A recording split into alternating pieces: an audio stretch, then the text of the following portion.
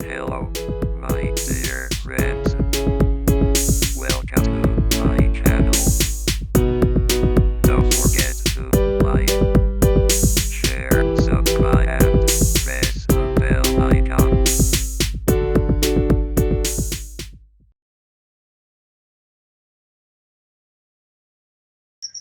मलाई यहाँले हेल्प गरिदिनु पर्यो। अब हामीसँग बाँकी भनेको त्यही लास्टको मात्र च्याप्टर होइन त? मलाई एकचोटि फाइनल कन्फर्म गरिदिनु होला। यो इन्भाइरोमेन्ट, इनर्जी एन्ड टेक्नोलोजी भन्ने चाहिँ पढ्नु भएको छैन।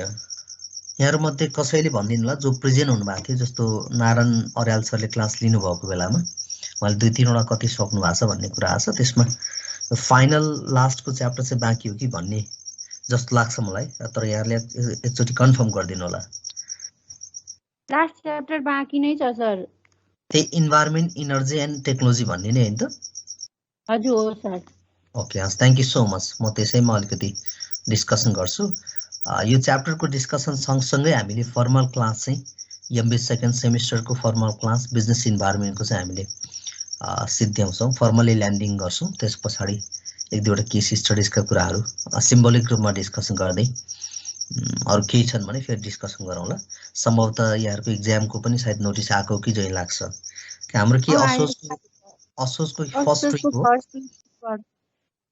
ओके, ल थ्याङ्क यू सो मच। ल त्यसो भए हामी खासै लेट भएनौँ, हामीले टाइममै ऱ्यापअप गऱ्यौँ। त्यसमा यहाँहरूले पनि अलिक फर्दर मेहनत गरिदिनु होला। यहाँहरूबाट चाहिँ राम्रो पर्फर्मेन्स चाहन्छु इक्जाम पोइन्ट अफ भ्यूबाट पनि। ठिकै छ, म ढिला नगरिकन अलमोस्ट 7:30 हुन लागिरहेछ। इन्फर्मल कुरा धेरै नगरिकन म फर्मल डिस्कसनमै जान्छु। सर हजुर, रेगुलेटरी इन्भाइरोमेन्टको यो कति गाह्रो हो, यो सबै पढ्नु पर्ने हो क्या? हो, टेक्निकल्ली चाहिँ हो। बिजनेस इन्भाइरोमेन्ट हामीले सिम्पली हेर्दा चाहिँ नथिङ जस्तो लाग्छ, यो केही पनि छैन, थ्योरी सब्जेक्ट हो भन्ने जस्तो लाग्छ। तर यो बिजनेस इन्भाइरोमेन्ट आफैमा एकदमै कम्प्लेक्स टाइपको सब्जेक्ट हो, नेचरको हिसाबले भन्नुहुन्छ भने। जस्तो किनभने तपाईँको ठ्याक्कै अहिले भनिहाल्नुभयो, एउटा बिजनेस इन्भाइरोमेन्टभित्र रेगुलेटरी इन्भाइरोमेन्ट छ, जुन एउटा चाहिँ लिगल एस्पेक्टहरूमा अथवा टेक्निकल पार्टहरूमा बढी हामीले फोकस गर्नुपर्ने हुन्छ।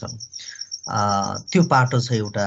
अर्को तपाईँको जस्तो इभन पोलिटिकल इन्भाइरोमेन्ट छ, त्यो बुझ्न गाह्रो त होइन, तर पोलिटिकल एउटा साइन्सको काइन्ड अफ दि इन्फर्मेसन्सहरू त्यहाँ इन्क्लुड गरेको छ। अब अर्को हेर्नुहुन्छ भने तपाईँ इकोनोमिक इन्भाइरोमेन्टमा हामीले केही कुराहरू सर्फेसमा डिस्कस गऱ्यौँ, सर्फेसै भन्छु म, किनभने यो त्यो भित्रका कुरालाई अपरेसनहरू भनौँ न, काइन्ड अफ दि इकोनोमिक इन्भाइरोमेन्टभित्रकै त्यो डिटेल्स कुराहरूलाई हामीले एकदमै हेर्ने हो भने त्यो इकोनोमिक्सकै कुराहरू अथवा त्यहाँ चाहिँ डिस्कसन गर्ने कुराहरू त्यहाँ आइरहेछ। इभन जुन कुराहरू चाहिँ लगभग भनौँ अरू सब्जेक्टसँग चाहिँ अरू सब्जेक्टको कन्सेप्टहरूलाई बढी चाहिँ हामीले बरो गरेर बिजनेस इन्भाइरोमेन्ट राखेको जस्तो छ। त्यसो भएको हुनाले नेचरको हिसाबले चाहिँ यो एकदम कम्प्लेक्स टाइपको अथवा भेरियस टाइपको फिल्डहरूलाई चाहिँ कम्बाइन गरेर बनेको सब्जेक्ट हो यो आफैमा चाहिँ। त्यसो भएको हुनाले तपाईँ टेक्निकल एस्पेक्टबाट हेर्ने हो भने चाहिँ बिजनेस इन्भाइरोमेन्ट सब्जेक्ट आफैमा चाहिँ जटिल किसिमको छ। त्यसो भएको हुनाले अलिकति मेहनत चाहिँ गर्नुपर्छ। यो सजिलो हो भन्ने हिसाबले नछोड्नु होला। र हुन त इक्जाम पोइन्ट अफ भ्यूबाट त्यति गाह्रो क्वेसन त नआउला। अहिलेसम्मको हिस्ट्रीमा जस्तो हामीले अब लास्ट सेमेस्टरको त सायद कलेजमै चेक भएको थियो होइन, हामीले नै चेक गर्नुपर्ने अवस्थाहरू थियो कपीहरू। अब यो चाहिँ सायद तपाईँहरूको फिजिकल इक्जाम हुने भएको हुनाले सेन्ट्रल युनिभर्सिटीमै जाला। तर अहिलेसम्मको केसेसहरूमा पासको पर्सेन्टेजको हिसाबले अथवा स्कोरको हिसाबले चाहिँ फेरि त्यो चाहिँ एकदमै एप्रिसिएटिभ छ, त्यो राम्रो छ। सायद अब लास्ट इयर पनि हामीले चाहिँ सायद 1-2-3 जना कति मात्र सायद उहाँहरूको मात्र बिग्रिया जस्तो लाग्छ। हामीले ओभरअल हेर्दाखेरि बिग्रिया भन्नाले जसको बिलो रिक्वायरमेन्ट आएर चाहिँ फेरि इक्जाम दिनुपर्ने कन्डिसनको 1-2 जना मात्र देखिया जस्तो लाग्छ हामीले। अदरवाइज क्वेसन चाहिँ नछोड्नु होला। नलेजको हिसाबले त मैले भनिहालेँ, तपाईँले क्लासमा कुनै पनि सब्जेक्टको कुरा गरेँ मैले, not only in my subject business इन्भाइरोमेन्टको मात्र कुरा होइन, तपाईँको न्युमेरिकल सब्जेक्टकै किन कुरा नगरौँ अथवा अरू थ्योरिटिकल सब्जेक्टको कुरा किन नगरौँ। यसमा चाहिँ हामीसँग एउटा ल्याकिङ पार्ट भनेको प्र्याक्टिकल कनेक्टिभिटीसँग ल्याकिङ छ। हामी थ्योरिटिकल डिल एस्पेक्टबाट मात्र मच मोर डिल गरेर हुन्छौँ जुनै पनि सब्जेक्टहरूमा, जसले तपाईँको एउटा फन्डामेन्टल कन्सेप्टहरू चाहिँ रिफ्लेक्सन गर्ने भयो, फन्डामेन्टल कन्सेप्टहरू चाहिँ दिने भयो। तर डिपर नलेज चाहियो भने तपाईँको जस्तो यहाँ सायद सजिना नानीले कुरा उठाइरहे जस्तै लिगल इन्भाइरोमेन्टकै कुरा गरौँ होइन कम्पनी एक्टकै कुरा किन नगरौँ अथवा फिटाकै कुरा किन नगरौँ होइन फिटा 1992 को कुरा किन नगरौँ लेबर एक्टकै कुरा हामीले गऱ्यौँ भने पनि सो इच एन्ड एभ्री एक्टहरूको चाहिँ एक्टहरूसँग जोडेको इन्फर्मेसन चाहिँ एकदमै धेरै छ जुन कुरा मैले भने कुनै त 100 पेजभन्दा बढीकै पनि एक्टहरू छन् त्यसलाई चाहिँ हामीले क्लासको जस्तो 1 आवर अथवा 6 मन्थको क्लासेसहरूमा यदि हामीले इच एन्ड एभ्री त्यहाँको प्रोभिजन्सहरूमा मेजर प्रोभिजनमा त हामीले हाइलाइट गरिसकेका छौँ मेजर प्रोभिजनहरू चाहिँ पिकअप गरेका छौँ त्यो भावनाले त चाहँदै पनि त्यसको हुन्छ नि each and every kind of the कर्नरबाट चाहिँ त्यसलाई अपरेसन गर्न चाहिँ हामीले सकिरह हुँदैन टु बी अनेस्ट त्यो चाहिँ हामीले सिलेबसको हिसाबले सर र त्यसलाई चाहिँ हाइलाइट गरेर गइरहेछौँ अनि इभन त्यसको लागि पनि अब हामीले चाहिँ अति लिगल एस्पेक्टबाट पनि अझ त्यो बिजनेस इन्भाइरोमेन्टसँग रिलेटेड लमा मात्र डिल गरेका छौँ अझ होइन कति कुरालाई त हामीले स्किप भन्नाले सिलेबसले नै दिएको छैन त्यो भएर अझ लिमिटेडमा हुँदाखेरि पनि हामीले त्यो खालको लिमिटेसनको बिचबाट चाहिँ क्लासेसहरूलाई रन गरिरहेछौँ त्यो चाहिँ फेरि सरले यसो अलिक 2-4 शब्द भनिदियो हिँड्या हो कि जस्तो पनि लाग्न सक्छ ताकि जब कि होइन यसमा चाहिँ ओभरअलमा यो सेमिस्टर मात्र होइन यो त अनलाइन भएर छिटो सकियो हो मेरो एक्सपिरियन्स चाहिँ जुन बिजनेस इन्भाइरोमेन्टको सबभन्दा चाँडो सकिँदैछ भने चाहिँ because of the online system क्लासमा त यहाँलाई थाहा छँदैछ क्लासमा त हामीले लेख्नु पर्थ्यो अथवा 2-4 शब्द हुन्छ नि वर्डहरू सेन्टेन्सहरू कम्तीमा ल फिचर्स अफ बिजनेस इन्भाइरोमेन्ट भनेर अथवा चाहिँ लिगल एस्पेक्ट भनेर हेर्नु डिस्कसन गर्नुभन्दा अगाडि त लेख्नु पर्ने हुन्थ्यो त्यो लेख्ने बेला टाइम कन्ज्युम हुन्थ्यो त्यो लेख्ने टाइम चाहिँ हामीले लगभग टोटल्ली यहाँ चाहिँ वान वे कम्युनिकेसन भइरहेछ भनेको जस्ट मैले एक्सप्लेन गर्ने कुरामा लगभग जस्तो त्यो लेख्ने टाइममा त मैले लगभग होइन यसको चाहिँ 1/3 डिस्कसन त सकिसकेका हुन्छु त्यो चाहिँ रिजन हो किन रेडिमेड छ मटेरियलहरू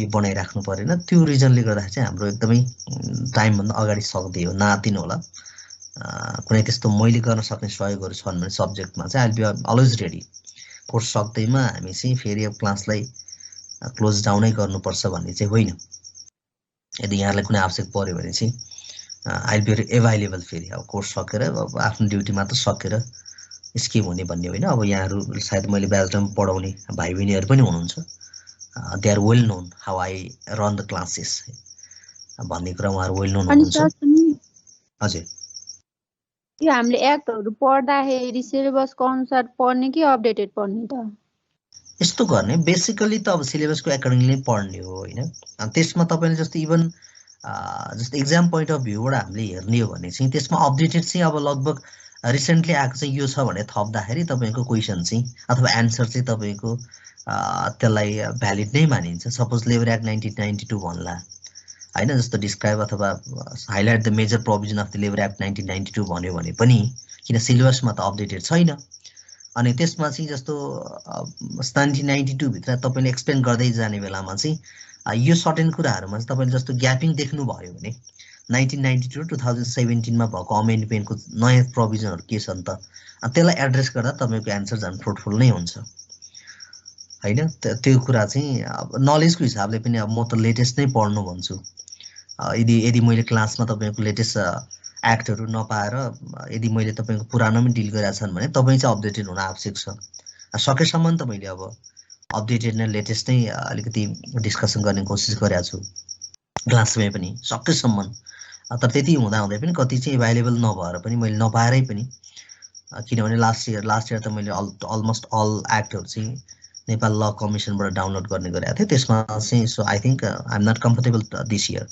मैले चाहिँ टोटल्ली त्यो खास त्योहरू पाइनँ सो द्याट्स वाइ कतिपय हामीले जस्तो सिलेबसको हिसाबले भनेकै कुरामा हामीले डिल गरेका छौँ तर सकेसम्म त्यसलाई पनि एड्रेस गर्नु भने तपाईँको त झनै एकदमै राम्रो हुने भयो नि त्यो चाहिँ नराम्रो होइन त्यो अमेन्डेड कुरा चाहिँ अब त्यो सिलेबस त चेन्ज हुन टाइम लाग्छ तर एक्ट त अब हुनसक्छ अमेन्ड त भइरहेको हुन्छ त्यो चाहिँ विचार गरेर तपाईँले लेटेस्टलाई पनि एड्रेस गर्दा राम्रो हुन्छ झनै फार बेटर हुन्छ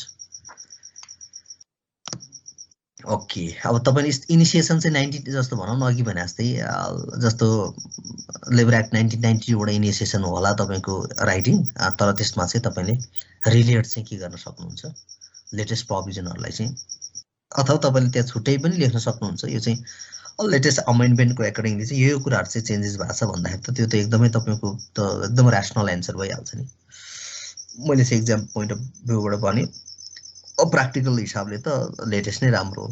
त्यो पुरानो त त्यो त लगभग त्यसको युजै हुँदैन, कतिपय प्रोभिजनहरू त चेन्ज भइसकेको हुन्छ, त्यो चाहिँ ख्याल गर्नु होला। ओके, ज्ञानुजीले के अरे क्युन दोलमाजीले के बोल्न लाग्नु भयो, नत्र म्युट गरिदिनु होला, तपाईँ अनम्युट भएको छ।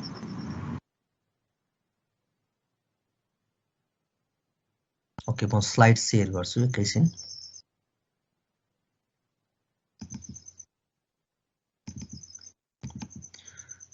अब हामीले त बिस्तारै सके पनि फरक परेन, एकदमै थोरै छ हाम्रो डिस्कसन।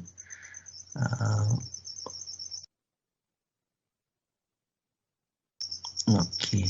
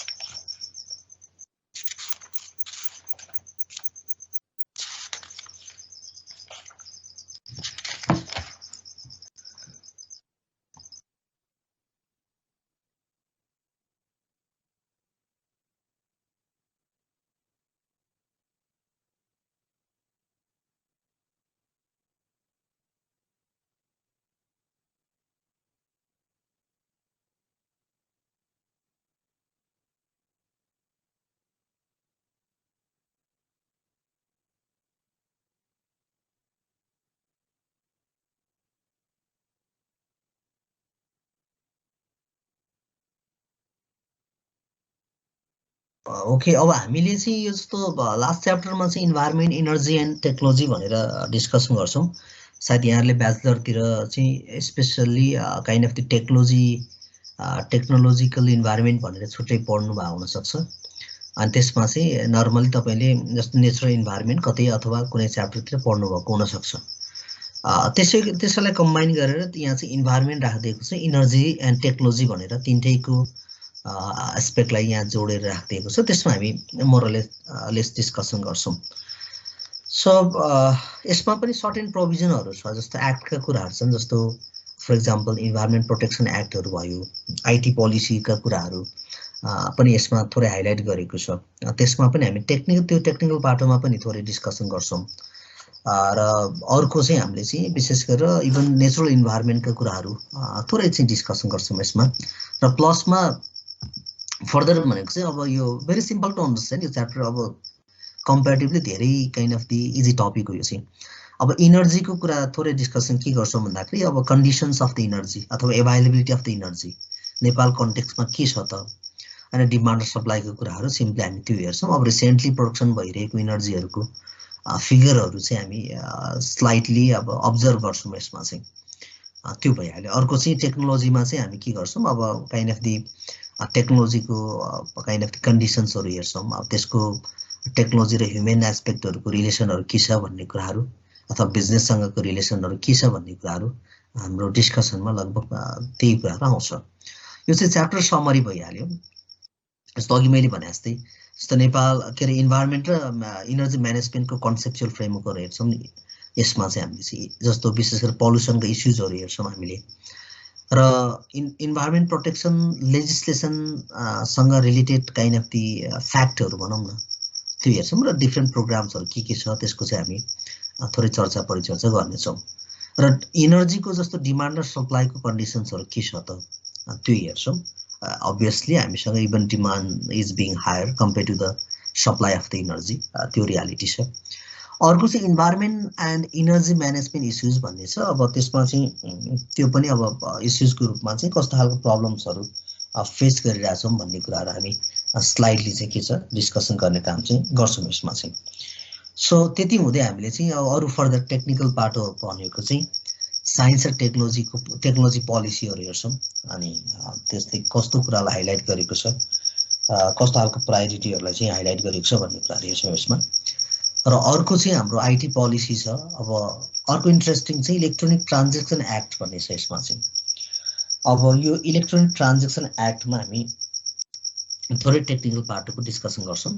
अर्को त अब status of technology in Nepalese business भनेको छ। अब दिस इज भेरी कमन अथवा एन्ड अन्डरस्ट्यान्डेबल थिङ्स होइन। हाम्रो कन्टेक्समा टेक्नोलोजीको इभोल्युसन के भएको छ, यसको एडप्टेसनको लेभल के छ त भन्ने कुराहरू हेर्छौँ।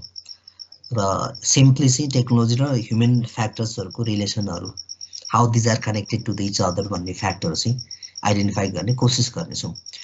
So similarly will try to look at the issues होइन related to the technology management अथवा म्यानेजमेन्ट अफ द टेक्नोलोजी। त्यसको व्यवस्थापनमा चाहिँ हाम्रो कन्ट्रीले बिजनेसहरूले कस्ता खालका अब्स्ट्याकलहरू चाहिँ फेस गरिरहेछन् भन्ने कुरा थोरै हेर्ने कोसिस गर्नेछौँ। So this is the chapter होइन, समराइज एउटा डिस्कसन भइहाल्यो। र अर्को कुरा चाहिँ इन्भाइरोमेन्ट एन्ड एनर्जी म्यानेजमेन्ट भन्ने कन्सेप्टमा हामी यसको कन्सेप्ट थोरै डिस्कसन गर्छौँ। यद्यपि हामी इन्भाइरोमेन्टको कन्सेप्टहरूमा चाहिँ we have made the several discussion, we have explore the different concept definitions of the environment होइन, इन्भाइरोमेन्ट केलाई भनिनेछ भनेर।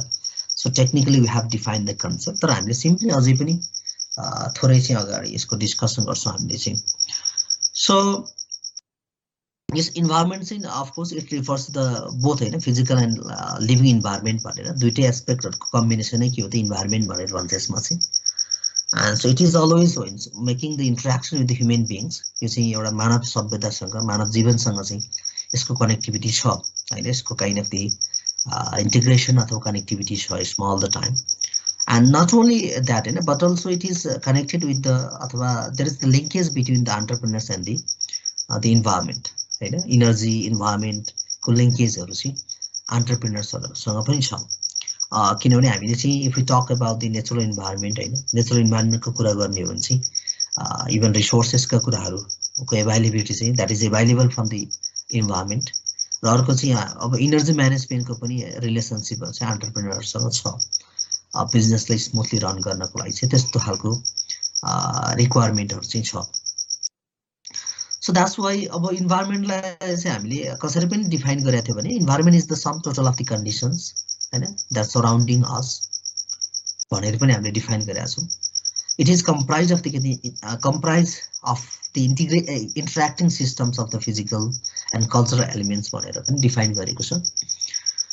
र अर्को चाहिँ environment and energy management is the हुन्छ नि organise and systematic coordination of the procurement, conversion, distribution and use of the energy to meet the requirements right, taking into the account the environmental and economic objectives भनेको छ। of course somehow यो पनि अब simple to understand छ। भनेको simply के हो त हामीले चाहिँ इन्भाइरोमेन्ट भन्ने बित्तिकै चाहिँ हामीले के गर्छौँ, जस्तो हामीसँग वरिपरि रहेका जति पनि डिफ्रेन्ट कन्डिसन्सहरू छ अथवा sum total of the conditions भन्यो त्यो नै के हो त इन्भाइरोमेन्ट भनेर भन्यो। यसमा चाहिँ अब विशेष गरेर हामीले चाहिँ फिजिकल एन्ड लिभिङ इन्भाइरोमेन्टको कुराहरूलाई पनि हामीले अघि जोडिहाल्यौँ। त्यसो भएको हुनाले यो इन्भाइरोमेन्ट र इनर्जीलाई चाहिँ काइन्ड अफ के त एउटा चाहिँ इन्टर रिलेटेड एस्पेक्टको रूपमा चाहिँ हामी हेर्छौँ मेन चाहिँ। अर्को टपिक छ इनर्जी म्यानेजमेन्ट एन्ड बिजनेस भनेको छ। अभियसली यसको त लिङ्केजहरू भइहाल्छ, हामीले as we discuss before, as a mention before, because होइन so the development of the business sectors, development of the private kind of the business organizations, so that will fundamentally depend upon the availability of the energy को के त energy resources को उपलब्धता के छ भन्ने कुराले नै बिजनेस को सक्सेसलाई डिटरमाइन गर्ने। हामीसँग प्र्याक्टिकल काइन्ड अफ एक्जाम्पलहरू सेभरल छन्। विगतका दिनहरूमा चाहिँ लोड सेडिङबाट चाहिँ सफरिङ भएको इन्डस्ट्रीहरू यति धेरै थिए होइन, त्यो कुरालाई चाहिँ अब त्यो खालको प्रब्लम्सहरू चाहिँ अहिले समहाउ केही लेभलसम्म रिमुभ भएको छ। सफिसियन्ट नभनौँ, केही लेभलसम्म चाहिँ यसको म्यानेजमेन्ट भएको छ। And so that is the kind of the sign हुन्छ, त्यो चाहिँ एउटा होपको एउटा साइन हो, एउटा सिम्बोल हो। बिजनेस पर्सनहरूले अब चाहिँ अब उसको kind of the operation, manufacturing प्रोसेसहरू, all types of the action and एक्टिभिटिजहरू हुनसक्छ। त्यो चाहिँ that can be easily implemented अथवा that can be easily done. So that is because of the energy है। इनर्जीको उपलब्धता भएन भने कुनै पनि कन्ट्रीको इन्डस्ट्रियल डेभलपमेन्ट र रिभल्युसनको कुरा चाहिँ that is beyond the imagination, त्यो हुनै सक्दैन। यदि हुने भइरहेको थियो हाम्रो जस्तो कन्ट्रीहरू अथवा चाहिँ अरू लिस्ट डेभलप कन्ट्रीहरू अथवा डेभलपिङ कन्ट्रीहरूको डेभलप भइसक्थ्यो। त्यो पनि एउटा रिजन हो। एउटा चाहिँ काइन्ड अफ त्यसले चाहिँ इन्फ्रास्ट्रक्चरको कामहरू अथवा इन्डस्ट्रीको लागि आवश्यक पर्ने एउटा चाहिँ मिनिमम एउटा चाहिँ ग्राउन्ड अथवा चाहिँ फाउन्डेसन क्रिएट गर्ने काम चाहिँ इनर्जी म्यानेजमेन्टले गर्छ। यसका सेभरल रिजनहरू छन्। अब अपरेटिङ कस्टहरू मिनिमाइज गर्नको लागि पनि यसले सपोर्ट गर्छ हैन, जस्तो compare to the other types of the fuel. हामीले अरू फ्युलहरू युज गर्ने हो भने चाहिँ जस्तो विशेष गरेर अब यसमा चाहिँ हाइड्रो इलेक्ट्रिसिटीका कुराहरू भयो भनौँ न, हामीसँग चाहिँ अब त्यो जलविद्युतहरूको विकास भयो भने अझ त्यसले कस्ट मिनिमाइज गर्न सजिलो हुनुभयो।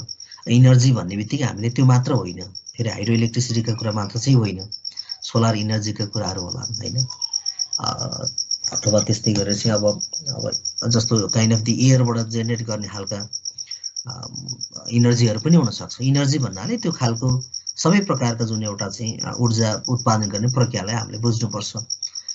जति पनि हाम्रो धेरै चाहिँ काइन्ड अफ दि इनर्जीको म्यानेजमेन्ट अथवा प्रोडक्सन म्याक्सिमम हुन सक्छ, त्यस्तो अवस्थामा नै बिजनेस इन्टिटिजहरूले चाहिँ बिजनेसको सर्टेन्टीहरू देख्छ, त्यो कुरा चाहिँ हो। मार्केट भ्यालु पनि इन्क्रिज हुन्छ भन्ने चाहिँ यसको कनेक्टिभिटी त अभियसली होइन, अब यसको किनभने त्यहाँ चाहिँ क्राइसिस को चान्सेसहरू कम हुने भयो। मार्केटमा चाहिँ प्रोडक्ट्सहरू अथवा सर्भिसेसहरू चाहिँ स्मुथली अथवा इजिली एभाइलेबल हुने कन्डिसन्सहरू रहन्छ। त्यो नै एउटा रिजन हो। त्यसले चाहिँ मार्केटमा के हुनसक्छ, एउटा राम्रो इम्प्रेसनहरू जेनेरेट गर्न सक्छ, गुडविलहरू रिपुटेसनहरू चाहिँ गेन गर्न सक्छ। सस्टेनेबल बिजनेस भनेको छ अब अभियसली बिजनेसको लाइफ नै इनर्जीको म्यानेजमेन्ट अथवा एभाइलेबिलिटीसँग चाहिँ जोडिएको हुन्छ लाइफ भने मैले चाहिँ, किनभने बिजनेसलाई लङ टर्मसम्म सस्टेन गराउने कामहरू चाहिँ त्यसमा डिपेन्ड रहन्छ। जस्तो अघि हामीले भनिहाल्यौँ विभिन्न इन्डस्ट्रीहरू, not only industry even household kind of the युजर्सहरू पनि एकदमै टु मच सफरिङमा थिए। हामीले 18-20 घन्टाको लोड सेडिङहरू चाहिँ झेल्नु पर्थ्यो। सानो मोबाइल चार्ज गर्नको लागि पनि हामीसँग चाहिँ एउटा चाहिँ स्केड्युल बनाएर चार्ज गर्नुपर्ने खालको हामीसँग विडम्बनाहरू थियो, बिटर रियालिटीहरू थियो। र अहिले चाहिँ इभन इन्डस्ट्रीहरूको लागि त त्यो हामीले भनिहाल्यौँ, इन्डस्ट्रीहरूको लागि त त्यो त 1 सेकेन्ड पनि मोस्ट इम्पोर्टेन्ट कुरा। कतिपय इनर्जी के अरे इन्डस्ट्रीहरूको त त्यो त इन्जिनहरू अथवा मेसिनहरू त्यो म्यानुफ्याक्चरिङ गर्ने जुन टुल्सहरू चाहिँ अब त्यो कति आवरहरू ताप्नु पर्ने त्यस्तो जस्तो हुनसक्छ। जस्तो अब त्यो मैले देखेको चाहिँ जस्तो प्लास्टिक हाम्रो ब्यागहरू उत्पादन गर्ने प्रोडक्सन गर्ने जस्तो मेसिन्सहरू त कति टाइम त ओपन गरेर अथवा अन गरेर त्यसलाई राख्नुपर्ने हुँदो रहेछ। भनेको त इट रिक्वायर्स हुन्छ नि huge amount of the energy. त्यसो भएको हुनाले अब उनीहरूको लागि त 4-5 मिनट बत्ती जानु भनेको अथवा इनर्जी नहुनु भनेको अथवा त्यस्ता ऊर्जा नहुनु भनेको पनि ठुलो लसेसहरू हुन सक्छ। सो द्याट्स वाइ अब it is connected with the sustainability of the business. बिजनेसको स्थायित्व अथवा होइन यसको लङ टर्म लाइफको लागि पनि इनर्जी म्यानेजमेन्ट चाहिँ प्रपरली हुन आवश्यक छ। त्यो पनि रिक्वायर्ड थिङ्सहरू हो। ब्रान्ड इमेजहरू, कस्टमर सेटिस्फ्याक्सनका कुराहरू, पब्लिक इमेजका कुराहरू अभियसली यसले प्लस गराउँछ। जब कुनै पनि बिजनेस इन्टिटीले आफूले जस्तो गुड्स एन्ड सर्भिसेसहरू कस्टमरलाई चाहिँ क्वालिटेटिभ गुड्स एन्ड सर्भिसेसहरू टाइममै प्रोभाइड गर्न सक्यो भने त्यसले डेफिनेटली राम्रो इमेजहरू रिपुटेसनहरू चाहिँ गेन गर्छ। जस्तो मेन्टेन इकोलोजिकल ब्यालेन्स भनेको छ यसमा चाहिँ, यसले इकोलोजिकल ब्यालेन्सहरू मेन्टेन गर्नको लागि पनि सघाउ पुर्याउने हुन्छ। यसले अरू खालको अल्टरनेटिभ सोर्सेस अफ इनर्जीहरू को युजहरू चाहिँ कम हुनसक्छ। जस्तो हामीले हाम्रो हाउस होल्ड को युजको लागि नै भन्ने हो भने पनि basically what you can say is that होइन, हामीले चाहिँ लगभग फायरवुडहरू युज गर्ने कन्डिसन्सहरू अब भनौँ न हामीले काठ दाउराहरू चाहिँ ऊर्जाको रूपमा प्रयोग गर्ने अब ट्रेन्डहरू त्यो रिप्लेस हुँदैछ, सब्स्टिट्युट हुँदैछ ग्रेजुअली। तर विगतको दिनहरूमा म्याक्सिमम थिए होइन, विशेष गरेर अझै पनि रिमोट एरियामा त्यो परम्परा छ होइन। अझै पनि हामी काठ दाउराहरूबाट धेरैभन्दा धेरै चाहिँ हामी खानाहरू बनाउँछौँ।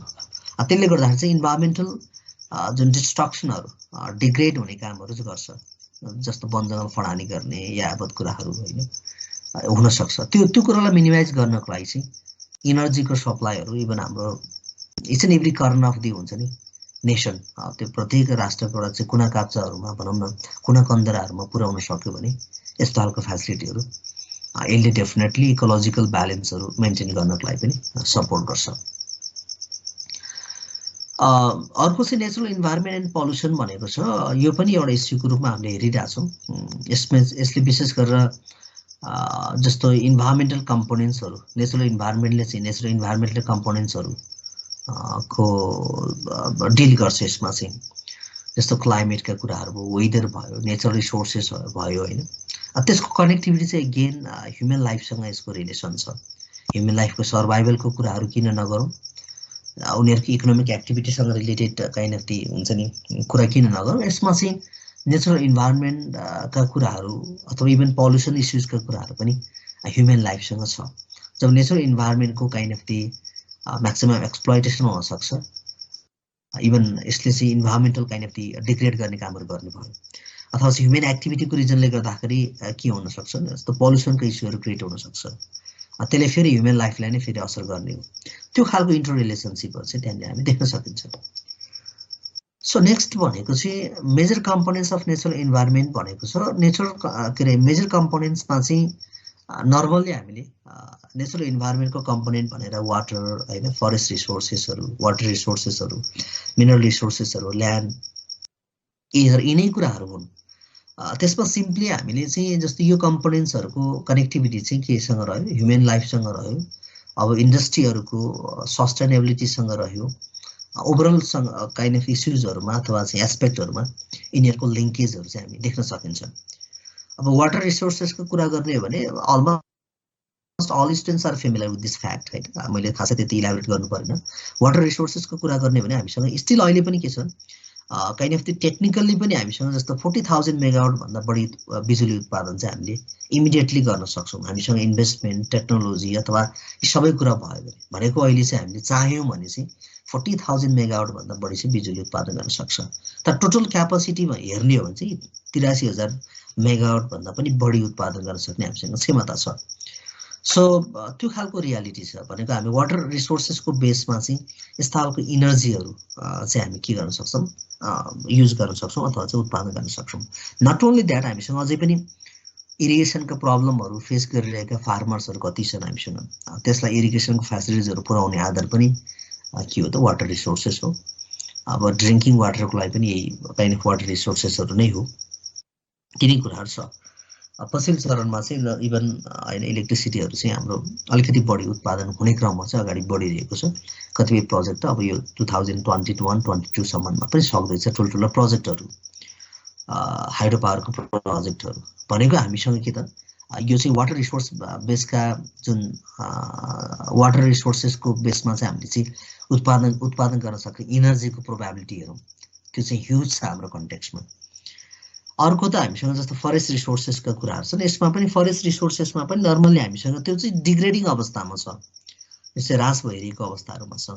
हामीले 1990 को फिगर हेर्ने हो भने अलमोस्ट 38% चाहिँ टोटल ल्यान्डको 38% चाहिँ फरेस्ट रिसोर्सेसले अकुपाई गरेको देखिया थियो होइन। त्यति ठुलो भूभाग चाहिँ हाम्रो वन जङ्गलहरूले भरिएको ढाकिएको थियो भने 2002 मा आएर त्यो चाहिँ लगभग 27% मा चाहिँ के भएको छ, घटेको छ।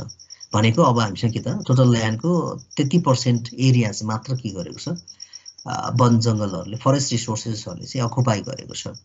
इभन 2010 मा आएर 10 वर्षको अन्तरालमा आएर हेर्ने हो भने त्यो चाहिँ लगभग 25%, अलमोस्ट 25 होइन 25.5% जति चाहिँ कभर गरेको देखिन्छ। भनेको यो ट्रेन्डले के देखाउँछ, यो त सिम्पल फिगर भइहाल्यो। यो ट्रेन्डले चाहिँ सिम्पली कसरी डिग्रेड भइरहेछ अथवा हाम्रो चाहिँ डिफरेस्टेसन कसरी भइरहेछ त नेपालमा भन्ने कुरा देखाउँछ यो डिफ्रेन्ट टाइमको डाटाहरूले चाहिँ, त्यही कुरा भइहाल्यो। अरू त मिनरल रिसोर्सेसका कुराहरू हामी थोरै गर्छौँ। जस्तो मिनरल रिसोर्सेसहरूमा चाहिँ जस्तो हामीले चाहिँ होइन सेभरल डिस्कसन गरौँ, जस्तो आइरन, कपर होइन, कपरहरू भयो, several kind of the natural kind of ग्यासहरू भयो, त्यो मिनरल रिसोर्सेसभित्र नै हामीले हेर्छौँ। यसमा चाहिँ जस्तो यसको एभाइलेबिलिटी होइन, हामी नेपालमा पनि विभिन्न ठाउँहरूमा चाहिँ यस्तो खालको खनिज पदार्थहरूको चाहिँ उपलब्ध छ है, खानी छ है भन्ने खालको एक्सक्युज मी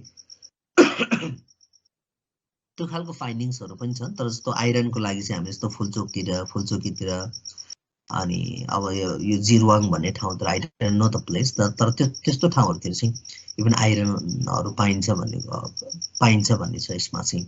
जस्तो तामाखानीहरू होइन, जस्तो अब यसमा चाहिँ अर्खौली भन्ने ठाउँतिर, अब वाप्सा भन्ने ठाउँतिर होइन, यस्तो ठाउँतिर विभिन्न ठाउँहरूमा पाइन्छन् भन्ने कुरा छ। त्यसको काइन्ड अफ प्रपरली एक्सक्याभेसन अथवा यसको उत्खनन गर्न सकेको अवस्थाहरू चाहिँ अझै पनि छैन। अर्को ल्यान्ड अथवा सोइलमा चाहिँ हाम्रो के छ भने टोटल काइन्ड अफ ल्यान्डको फेरि हामीसँग चाहिँ 17% मात्र चाहिँ कल्टिभेबल ल्यान्डहरू छ। खेतीयोग्य जमिनहरू भनेको 17% छ हाम्रो नेपालमै पनि। त्यसमा 38% त हामीसँग रकी चट्टानयुक्त ठाउँहरू रहेछ। इभन जापानमा पनि यस्तो यो चाहिँ केसहरू यस्तो छ भनेको उसको पनि टोटल भूभागको एकदम थोरै पोर्सन मात्र भनौँ न, थोरै भाग मात्र चाहिँ खेतीयोग्य जमिनहरू छन्। तर जापानको केसमा चाहिँ उनीहरूले यति ऱ्यापिडली डेभलप गरेको छ। अब हामी सबैलाई फेमिलियर छ, हामी सबै चाहिँ वेल नोन छौँ त्यो फ्याक्टरसँग। तर नेपालमा 17% छ, त्यसमा पनि अब हामीसँग चाहिँ यस्तो हिमाली पहाडी भेगहरूमा अझै धेरै एग्रिकल्चरलाई चाहिँ अथवा चाहिँ फार्मिङलाई चाहिँ त्यसलाई साइन्टिफिक तरिकाले मोडर्न तरिकाले लग्नको लागि सकिरहेको छैन। तराई बेल्टमा के सहज छन् यसको खेतीपातीको लागि हरेक हिसाबले। तर हामीसँग टोटल ल्यान्डको पनि 80% ल्यान्ड चाहिँ के रहेछ खेती गर्न योग्य रहेछ भन्ने कुरा हो। अब इयरको त के डिस्कसन गर्ने, यो भनेको हामीले सिम्पली के त भन्दाखेरि यो कम्पोनेन्ट्सहरू चाहिँ नेचुरल इन्भाइरोमेन्टको कम्पोनेन्ट्सहरू हो। यसको कनेक्टिभिटी चाहिँ हामी केसँग रिलेट गर्छौँ, इन्डस्ट्रीसँग, ह्युमन लाइफसँग हेरेर चाहिँ के अरे रिलेट गरेर चाहिँ हामीले हेर्नुपर्छ। अनि अर्को चाहिँ यो चाहिँ टोटल फिगर मात्र हो। हामीसँग जस्तो विद्युत उत्पादनको जस्तो यसमा चाहिँ जस्तो हुन्छ नि कुलेखानी 1, 2 भनेर कति उत्पादन मेगावाट कति मेगावाट चाहिँ उत्पादन भइरहेछ, त्यो फिगर मात्र हो। यसलाई चाहिँ फिगरहरू डाटाहरू चाहिँ रिड नगरौँ। र अर्को चाहिँ इन्भाइरोमेन्टल एन्ड पल्युसन इस्युज भनेर जस्तो हामीसँग चाहिँ जस्तो त्यो वातावरणसँग अथवा प्रदूषणसँग रिलेटेड इस्युजहरू चाहिँ के छन् त भन्ने कुराहरू हेरौँ यसमा चाहिँ। र मेनली त डिफरेस्टेसनै हो यसमा चाहिँ होइन, के अरे वन जङ्गलको फडानी हुने अथवा भएको अवस्थाहरू नै छ। त्यसले गर्दाखेरि चाहिँ इन्भाइरोमेन्टल डिग्रेडेसन हाम्रो चाहिँ भइरहेछ क्रमिक रूपमा चाहिँ। सो अघि हामीले फिगरै हेरिहाल्यौँ, जस्तो अब त्यो चाहिँ 1990तिरको होइन फिगरहरू, टोटल काइन्ड अफ दि ल्यान्डको चाहिँ कति % चाहिँ भूभाग फरेस्ट रिसोर्सले अकुपाई गरेको छ। 2000मा आएर हेऱ्यौँ, 2010मा आएर चाहिँ यसको kind of the total figure हेऱ्यौँ, एरियाज होइन, यसलेको फरेस्ट रिसोर्सले अकुपाई गरेको टोटल एरियाहरू हेऱ्यौँ। भनेपछि त्यो हेर्ने बेलामा हामी के गर्छौँ, अब डिरेक्टली चाहिँ डिफरेस्टेसनको ट्रेन्डहरू हेर्न सकिन्छ, वन जङ्गल फडानीको जुन ट्रेन्डहरू हेर्न सकिन्छ, त्यो चाहिँ एउटा डिस्ट्रक्टिभ पार्ट हो। त्यो चाहिँ एकदम हार्मफुल पनि छ यसमा चाहिँ, किनभने यसमा चाहिँ यसलाई चाहिँ काइन्ड अफ फरेस्ट रिसोर्सेसलाई अघि हामीले भने जस्तै मान्छेले चाहिँ जस्तो खाना पकाउने एउटा काइन्ड अफ इनर्जीको रूपमा प्रयोग गरिरहेको छ। अब मेजोरिटी अफ दि पपुलेसनले चाहिँ रिमोट एरियामा त्यो खालको अहिले पनि भन्छ नि काठ दाउराहरूबाट चाहिँ खाना पकाउने होइन, विभिन्न खालको कामहरू गर्ने, अथवा चाहिँ घराइसी प्रयोजनहरूको लागि चाहिँ हाउस कन्स्ट्रक्सनको लागि चाहिँ हामीले अझै पनि काठ दाउराहरू त्यो वन जङ्गलबाट ल्याउने खालको ट्रेनहरू भइहाल्यो। त्यो मात्र होइन, इभन अहिले भइरहेको जस्तो फरेस्ट रिसोर्सेसलाई चाहिँ डिस्ट्रोय गरेर पनि अब जस्तो कतिपयले चाहिँ अब जस्तो खेतीपाती पनि गरिरहेछन्, त्यो पनि एउटा रिजन चाहिँ हो। त्यो रिजन विभिन्न रिजनहरूले गर्दाखेरि डिफरेस्टेसन चाहिँ एकदम म्याक्सिमम छ। इन्भाइरोमेन्टल इम्ब्यालेन्स चाहिँ त्यसरी पनि हुन जान्छ। अर्को चाहिँ सोइल काइन्ड अफ डिग्रेडेसन छ। अब त्यो चाहिँ नर्मल्ली के त भन्दाखेरि यसमा जस्तो हामीसँग चाहिँ जस्तो इभन डिफ्रेन्ट खालको काइन्ड अफ के भन्छ यसमा चाहिँ फार्मिङको टाइममा पनि जस्तो युज गर्ने केमिकल्सहरू भयो। अब अर्को चाहिँ अब यो सोइल डिग्रेडेसन चाहिँ एउटा चाहिँ कसरी पनि हेर्न सकिन्छ भने जस्तो इभन स्टिप ल्यान्डहरू हुन्छ नि, यस्तो पहाडी इलाकातिर चाहिँ फार्मिङ गर्ने बेलामा पनि अथवा चाहिँ नर्मल ल्यान्डहरू पनि त्यो चाहिँ त्यसको लेयरहरू चाहिँ क्रमिक रूपमा बगाएर लाने, त्यसलाई चाहिँ हुन्छ नि मान्छे के अरे माटोको त्यो उर्वर शक्तिहरू चाहिँ ह्रास गराउने एउटा पनि त्यो रिजनहरू छ सोइल डिग्रेडेसन हुने भन्ने कुरा चाहिँ। र अर्को चाहिँ हामीले यस्तै ह्युमन बिङ्सहरूले फार्मिङको टाइममा युज गरेका विभिन्न खालको मल खादहरू अथवा चाहिँ औषधिहरू यावत कारणले पनि जस्तो सोइल डिग्रेडेसन भइरहेछ। र अर्को त वाटर पल्युसनका कुराहरू छन् यसमा चाहिँ। अब water pollution and kind of स्कार्सिटीमा पनि जस्तो हामीले चाहिँ इभन बागमतीकै इक्जाम्पल लिउँ, योभन्दा धेरै अगाडि चाहिँ बागमती रिभरको आसपासमा हामी हिँड्न सक्ने अवस्था थिएन। पछिल्लो टाइममा चाहिँ विभिन्न खालको क्याम्पेनहरू गर्ने, इभन अब कन्ट्रीकै काइन्ड अफ दि फोकस चाहिँ त्यहाँनिर गएको हुनाले बागमती रिभर चाहिँ केही लेभलको चाहिँ सेनिटाइज भएको, केही लेभलको सरसफाइ चाहिँ मेन्टेन भएको। अदरवाइज अब बागमती रिभरको हालतहरू कस्तो भइसकेका थियो। सो त्यसो भएको हुनाले इभन जस्तो वेस्टेजहरू होइन, मटेरियल्सहरू त्यही फालिदिने अथवा चाहिँ यसलाई मिसयुज गरिदिने, केयर नगर्ने आदि यावत कारणले गर्दाखेरि चाहिँ वाटर रिसोर्सेसहरू चाहिँ अथवा वाटर पल्युसनहरू चाहिँ भइरहेछ। अर्को त ड्रिङ्किङ वाटरकै स्कार्सिटी छ होइन। हामीसँग अब त्यत्रो अब जस्तो इलेक्ट्रिसिटी के अरे ड्रिङ्किङ वाटरको लागि भनेर मेलम्ची काठमाडौँ आउँदाखेरि पनि इभन त्यो नेचुरल डिजास्टरहरू कालामिटीहरूले गर्दाखेरि चाहिँ यस अफकोर्स त्यो पनि डिस्ट्रोय भएको छ। मेलम्चीको पानी अब कहिले आउने वी डोन्ट नो। त्यस्ता खालको त्यो त एउटा चाहिँ सिम्बोलिक प्रब्लम न हो। त्यस्ता खालको प्रब्लम्सहरू विभिन्न मुख्य सहरहरूमा होइन त्यस्तो खालको प्रब्लम्सहरू चाहिँ छ। जस्तो हुन्छ नि सफा ड्रिङ्किङ वाटरहरू चाहिँ अझै पनि उपलब्ध छैन। अर्को त एयर पल्युसनको प्रब्लमहरू छ हामीसँग चाहिँ, किनभने अब जो जस्तो यो यसले गर्दाखेरि चाहिँ हामीले स्वस्थ खालको जस्तो एयरहरू पाइरहेको छैनौँ। So day to day kind of the यसले रेस्पिरेसनको प्रब्लमहरू चाहिँ क्रिएट गर्ने कामहरू गर्छ। जब जस्तो एयर पल्युसनका कुराहरू होइन, हामी बिहान बेलुका हिँड्ने बेलामा मर्निङ वाक, इभिनिङ वाक अथवा नर्मल वाकहरू गर्ने बेलामा पनि इच एन्ड एभ्री सेकेन्डमा चाहिँ हामीले we are taking the air from the होइन इन्भाइरोमेन्ट। त्यो एयर चाहिँ हामीसँग चाहिँ के छैन, त्यो एकदम पल्युटेड एयरहरू हामी कन्ज्युम गरिरहेछौँ। विशेष गरी त्यो चाहिँ काठमाडौँ जस्तो सहरहरूमा अथवा ठुल्ठुलो जहाँ चाहिँ इन्डस्ट्रीहरू छ जसले चाहिँ के अरे एकदमै जस्तो धुवाँहरू निकाल्ने त्यस्तो खालको एरियाजहरूमा चाहिँ अथवा त्यस्तो खालको एक्टिभिटीले चाहिँ यसले चाहिँ प्रब्लम्सहरू क्रिएट गरेको छ एयर पल्युसनको लागि चाहिँ। अब लस अफ बायोडाइभर्सिटी छ होइन, त्यस्तो खालको बायोडाइभर्सिटीको लसहरू अथवा त्यसको डिस्ट्रक्सनहरू त्यो पनि भइरहेछ। त्यो पनि एउटा मेजर प्रब्लम हो। अर्को चाहिँ ग्लोबल वार्मिङका कुराहरू भइहाल्यो होइन, त्यो पनि एउटा मेजर प्रब्लम छ। अब यसमा त इभन डिफ्रेन्ट कन्ट्रिजहरूले चाहिँ ग्लोबलाइजेसन कन्सेप्टमा हामीले डिस्कसन गरिसकेका छौँ।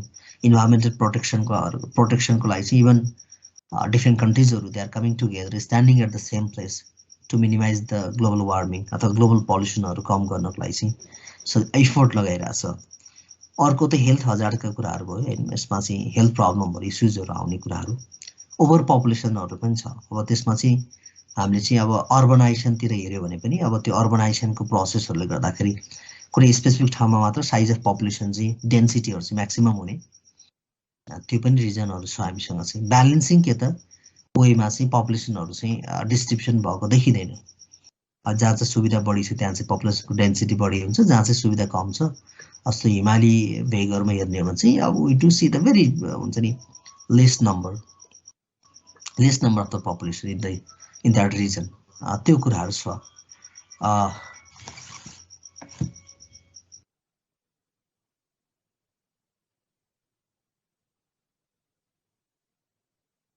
एकैछिन है।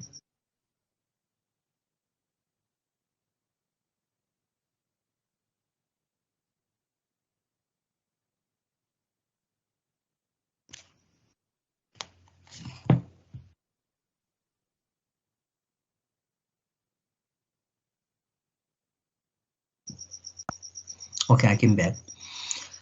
सो डिफ्रेन्ट इस्युजहरू छन्। अब यो बाहेकका पनि हामीले यस्तो अरू सेभरल कुराहरू पनि जोड्न सकिन्छ।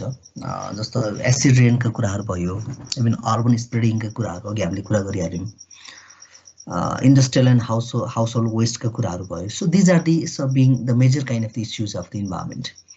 र जस्तो यसमा अर्को कुरा चाहिँ के छ भन्दाखेरि हामी पेट्रोलियम प्रडक्ट्सहरूमा पनि होइन विशेष गरेर अझ हामी डिपेन्ड हुन्छ इनर्जीको हिसाबले हेर्ने हो भने त्यो पनि एउटा के त काइन्ड अफ एउटा चाहिँ इनर्जीसँग रिलेटेड प्रब्लम हो। तर हामीले चाहिँ ओभरअल इन्भाइरोमेन्टको कुराहरू गरेर हुनाले त्यतातिर चाहिँ अहिले चाहिँ खासै जोडिराख्नु परेन। सो त्यो खालको प्रब्लमहरू चाहिँ हामीसँग छ।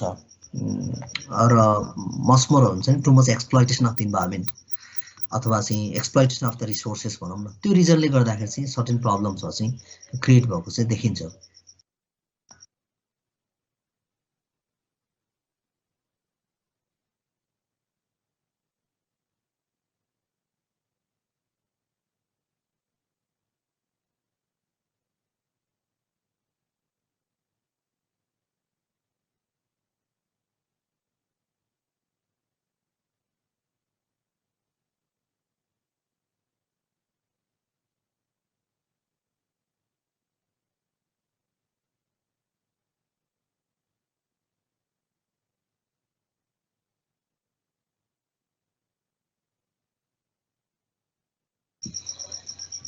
ओके, अब नेक्स्टमा चाहिँ जस्तो इन्भाइरोमेन्ट प्रोटेक्सन लेजिस्लेसन एन्ड के अरे environment protection legislation and programmes भन्ने छ। यसमा हामी थोरै चर्चा गर्छौँ। अघि हामीले भनेको थियो स्टार्टिङमै पनि इन्भाइरोमेन्ट प्रोटेक्सन एक्ट 1997 को थोरै डिस्कसन गर्छौँ। त्योभित्र के प्रोभिजनहरू छ त भन्ने कुराहरू छ भने हामीसँग पनि के त इन्भाइरोमेन्टको प्रोटेक्सनको लागि चाहिँ will have the very appreciative के त एक्ट, त्यो एक्टहरू छ। अब त्यसको इम्प्लिमेन्टेसन चाहिँ स्टिल क्वेसनेबलै हो, but somehow can say that होइन। यो एक्टहरूले गर्दाखेरि चाहिँ इन्भाइरोमेन्टल जुन एक्टिभिटीहरू छन् अथवा activity related to the environment त्यसलाई चाहिँ मिनिमाइज गर्नको लागि, मिनिमाइज भन्दा पनि सिस्टमेटिकल्ली यसलाई युज गर्नको लागि चाहिँ it has given the ground होइन to the people, to the organisation, to the अथवा सोसाइटी। सो त्यो एक्टले जस्तो यहाँ चाहिँ हाइलाइट गरेको सर्टेन प्रोभिजनहरू कन्सेप्ट चाहिँ हामी यहाँनिर हेर्छौँ। यसको काइन्ड अफ रोलहरू के छ, त्यसको पनि मेजर प्रोभिजनहरू चाहिँ हामी थोरै डिस्कसनमा इन्क्लुड गर्नेछौँ। फर्स्टमा डिफाइन गरेको छ, यसको डेफिनेसन चाहिँ इन्भाइरोमेन्ट भनेर के भने नि, केलाई बुझिनेछ भनेर भनिन्छ नि। जस्तो नेपाली एक्टहरू पढ्यो भने चाहिँ पोल्युसन भन्नाले केलाई बुझिनेछ, प्रोटेक्सन भन्नाले केलाई बुझिनेछ भनेर भने हुन्छ। In the same way it has define the के त कन्सेप्ट।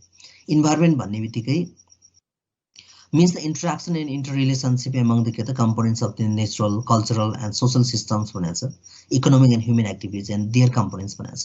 इन्भाइरोमेन्ट भन्ने बित्तिकै के हो त, जस्तो यसमा चाहिँ जस्तो अब नेचुरल कम्पोनेन्ट्सको बिचमा जस्तो नेचुरल काइन्ड अफ दि अथवा cultural, social system, economic and human activities अथवा तिनीहरूसँग चाहिँ हुने अन्तर्क्रिया हो अथवा इन्ट्रेक्सन हो अथवा तिनीहरूको बिचमा रहेको एउटा चाहिँ के हो त इन्टर रिलेसनसिप नै इन्भाइरोमेन्ट हो भन्छ यसले चाहिँ। पोल्युसन भन्ने बित्तिकै चाहिँ के भन्छ भन्दाखेरि पोल्युसनलाई चाहिँ यसले त्यो चाहिँ त्यो कुनै पनि एक्टिभिटी हुनसक्छ जसले चाहिँ विशेष गरेर जस्तो इन्भाइरोमेन्टलाई अथवा चाहिँ एउटा चाहिँ काइन्ड अफ दि हुन्छ नि काइन्ड अफ दि इन्भाइरोमेन्टलाई चाहिँ के त यसले नराम्रो नकारात्मक असरहरू पार्न सक्छ, यसले चाहिँ ड्यामेज गराउन सक्छ, डिग्रेड गर्न सक्छ। त्यो खालको एक्टिभिटिज के भन्छ, त्यो खालको क्रियाकलापलाई नै यसले चाहिँ के भन्छ, पोल्युसन भन्छ। त्यसो भएको हुनाले pollution means the activities that significantly degrade, damage the environment or harm on the beneficial or the useful purpose of the environment भन्छ, by changing the environment directly or indirectly। त्यो वातावरणलाई प्रत्यक्ष वा अप्रत्यक्ष रूपमा चाहिँ परिवर्तन गराएर त्यसलाई डिग्रेड गराएर चाहिँ के गर्न सक्छ, यसले चाहिँ इन्भाइरोमेन्टलाई चाहिँ कुरूप बनाउन सक्छ, पोल्युट बनाउन सक्छ होइन, पोल्युटेड बनाउन सक्छ।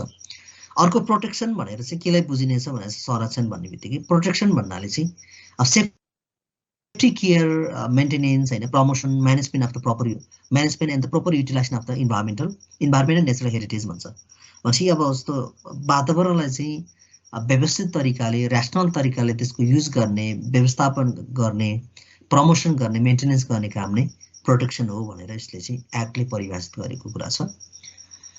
अब यसमा major element of the act भनेर चाहिँ यसले के कुरालाई हाइलाइट गरेको छ भने सिम्पली एउटा कुरा चाहिँ के त भन्दाखेरि whatever be the types of the project होइन, जस्तो इभन सोसाइटीमा लन्च हुने त्यो हाइड्रो पावर प्रोजेक्ट किन नहोस् अथवा ठुल्ठुला चाहिँ अब इन्डस्ट्रीकै कुरा किन नहोस्, त्यसमा चाहिँ बिफोर हुन्छ नि इस्टाब्लिसिङ द इन्डस्ट्री, अब यो सानसानो इन्डस्ट्रीको केसमा त अब इन्भाइरोमेन्टलाई पोल्युसन नहुने खालको एक्टिभिटी अथवा इन्डस्ट्रियल एक्टिभिटी गर्नको लागि त maybe that is not require, अब त्यो खालको नपर्ला। तर यसमा चाहिँ depending upon the nature of the हुन्छ नि the organisation or the industry, so they have to make the kind of the हुन्छ नि इम्प्याक्ट एसेसमेन्ट के, त्यसलाई चाहिँ इनिसियल इम्प्याक्ट एसेसमेन्ट पनि भनिन्छ, जसलाई चाहिँ इनिसियल इन्भाइरोमेन्टल एक्जामिनेसन पनि भनिन्छ।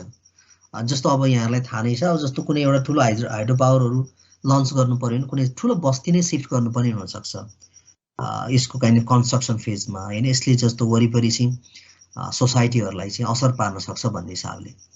त्यसो भएको हुनाले त्यो इम्प्याक्ट एसेसमेन्ट गर्ने काम चाहिँ पहिला नै गर्नुपर्छ प्रोजेक्टहरू लन्च गर्नुभन्दा अगाडि नै। जस्तो अब त्यहाँ चाहिँ मेलम चाहिँ आउनुभन्दा अगाडि पनि त्यसको इम्प्याक्ट एसेसमेन्टहरू गरे त हुन्छ, तर भलै त्यसो हुँदा पनि अब त्यो बाढी पहिरो आएर मेलम चाहिँ अहिले डुबानमा परेको छ भनेको त्यो चाहिँ इम्प्याक्ट एसेसमेन्ट नगरेर हो त भन्ने चाहिँ होइन। तर इच एन्ड एभ्री प्रोजेक्टहरू अथवा त्यस्ता ठुल्ठुलो खालको काइन्ड अफ त्यो एक्टिभिटीहरू गर्ने बेलामा चाहिँ they do conduct this type of the research. त्यो रिसर्च गरेर त्यसको रिपोर्टको एकोर्डिङली चाहिँ तिनीहरू अगाडि बढ्छन्। कतिपय टेक्निकल साथीभाइहरू पनि हुनुहुन्छ होला त्यो ब्याकग्राउन्डका पनि, उहाँहरू अझ बढी वेल नोन हुनुहुन्छ। बट समहाउ मैले के भने यो खालको एक्टिभिटी गर्नको लागि अथवा ठुल्ठुलो प्रोजेक्टहरू लन्च गर्नको लागि चाहिँ अझ विशेष गरेर त्यस्तो खालको इम्प्याक्ट एसेसमेन्टहरू गर्नुपर्छ।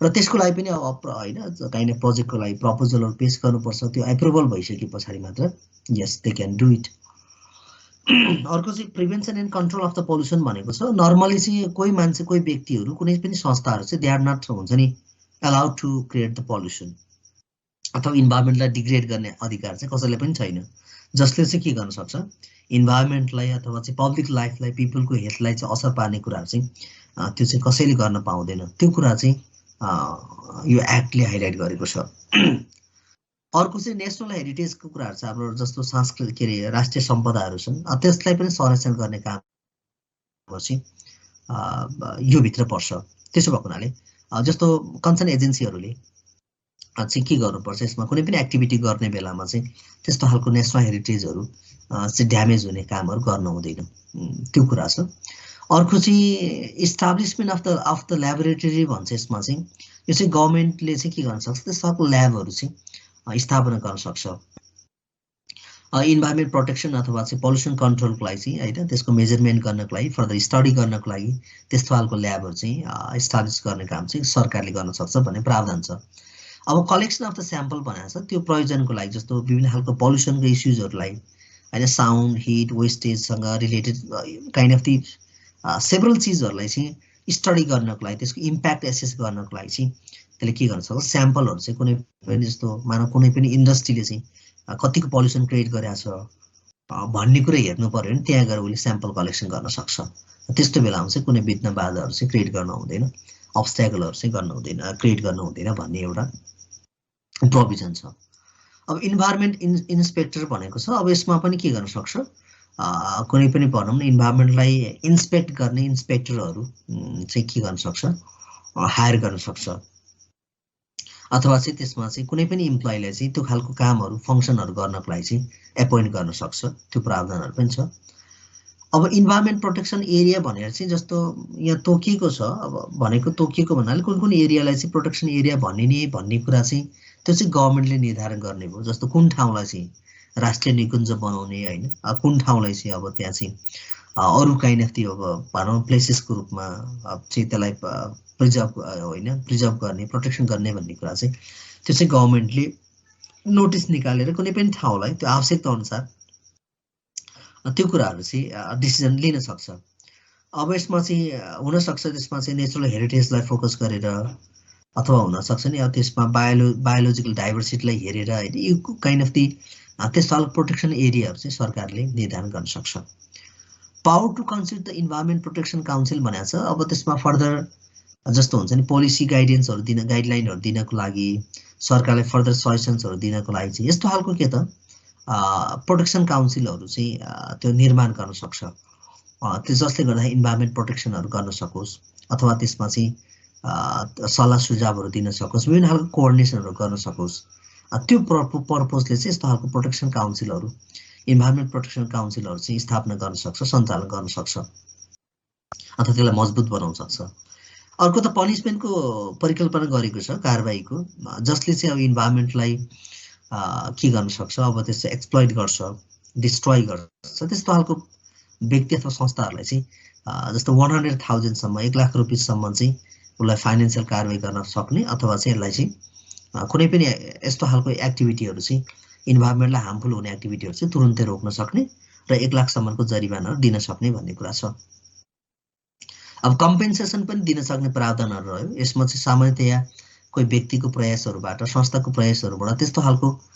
ड्यामेजहरु भएको छ भने त्यस्तो खालको ड्यामेजहरु चाहिँ कम्पेन्सेट गराउन सक्छ गर्न सक्छ त्यसको लागि चाहिँ अब ड्यामेजको अगेन्स्टमा चाहिँ कुनै पनि व्यक्तिले संस्थाले सोसाइटीले क्लेम गर्न सक्छ त्यो प्रोभिजनहरु चाहिँ छ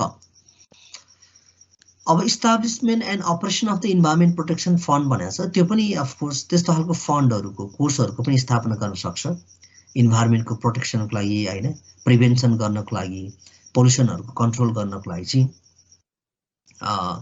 त्यस्तो खालको के त फन्डहरु कोर्सहरुको पनि विकास गर्न सक्छ यिनै कुराहरु भइहाल्यो ओके टाइम चाहिँ ओभर भएर छ अब 8:17 भएर छ आज चाहिँ मैले अलिकति बढी इन्फर्मल कुरा जस्तै शेयरिङ भएको छ ठीक छ अब आज यति नै गरौँ। यहाँहरू नातिनु होला, टक्क बुकहरू छैन भने बुक चाहिँ कलेक्सन गर्नुहोस्। हुन त यो लेभलको लागि हामीले एज अ टिचर मैले सायद भनिराख्नु पर्दैन, you are more responsible than I said होइन, मैले सजेस्ट गरेको भन्दा पनि यु आर पर्सनल्ली होइन पनि धेरै रेस्पोन्सिबल हुनुहुन्छ। किन यहाँ बेस लेभलको भने त धेरै अन्डरस्ट्यान्डेबल ऱ्यासनल हुन्छन् साथीभाइहरू। त्यसो भए भने मैले त्यति धेरै सजेसनहरू दिन नपर्ला, बट सिम्पली माई सजेसन भनेको हामी एज अ फ्याकल्टी चाहिँ फेरि वरि कहाँ पनि हुन्छ भने त्यो क्लासमा गएर आफ्नो ड्युटी सक्नुलाई मात्र हामी ठुलो मान्दैनौँ। जब तपाईँहरूको रिजल्टहरू राम्रो आउँछ हामी आफू तपाईँहरू सँगसँगै हामी पनि ह्याप्पी भइरहेको हुन्छौँ। त्यो खालको हाम्रो एक्सपेक्टेसन चाहिँ हुन्छ होला। मैले पर्सनली यहाँहरूलाई चिन्ला नचिन्ला किन अनलाइन क्लासेसहरू भएको छ, मेरो स्टुडेन्ट हो कि होइन भन्ने तपाईँलाई बाटोमा नचिन्न सक्छ, बट हामीले क्लासमा चाहिँ हाम्रो जस्तो आफ्नो क्लासको स्टुडेन्ट्सहरू कलेजको स्टुडेन्ट भएपछि त्यो खालको एक्सपेक्टेसन चाहिँ हुन्छ एज अ फ्यामिली मेम्बर। त्यसको लागि चाहिँ हामी अलिकति वरि हुन्छौँ, राम्रो गरिदियो हुन्थ्यो भन्ने हुन्छ, सबैको ए नै आइदियो भन्ने जस्तो राम्रो ग्रेड आइदियो हुन्छ भन्ने खालको एक्सपेक्टेसन हुन्छ। त्यसलाई अलिकति मेहनत गर्नु होला। यद्यपि यहाँको जब लाइफसँग यहाँको टाइप भएको छ, कतिपय साथीभाइहरू चाहिँ भ्याइ नभ्याइ पनि क्लासमा बसिराख्नु भएको होला, किन प्र्याक्टिकल्ली पनि अब त्यसरी अगाडि बढिराख्नु भएको छ। धेरै जब होल्डर हुनुहुन्छ यो लेभलमा, नभए पनि आफ्नो टाइमहरू मिलाउनु भएको छ। त्यो भएको हुनाले अब स्टडीलाई पनि ब्यालेन्स गरेर अलिकति स्कोर प्लसमा नलेजलाई पनि इन्हान्स गर्ने कामहरू गरिदिनु होला। त्यही सजेसन मेरो भइहाल्यो। ठिक छ, हामी 1-2 दिनमा यो क्लासहरू सिद्ध्याउँछौँ। नेक्स्ट विकबाट हामी थोरै एक्स्ट्रा कामहरू गरौँला। ओके, मैले यति भने, केही छ भने सेयरिङ गर्दै गर्नु होला, अदरवाइज म फेरि एकचोटि एटेन्डेन्स लिएर अब क्लोजिङतिर जान्छु। Thanks for watching.